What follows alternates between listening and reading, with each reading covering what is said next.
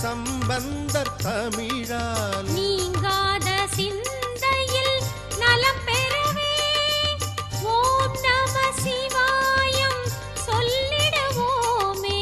சிவாய நம ஓம் சிவாய நம ஓம் நம சிவாய சிவ சிவாய நம ஓம் சிவாய நம ஓம் சிவாய நம ஓம் நம சிவாய சிவ சிவாய நம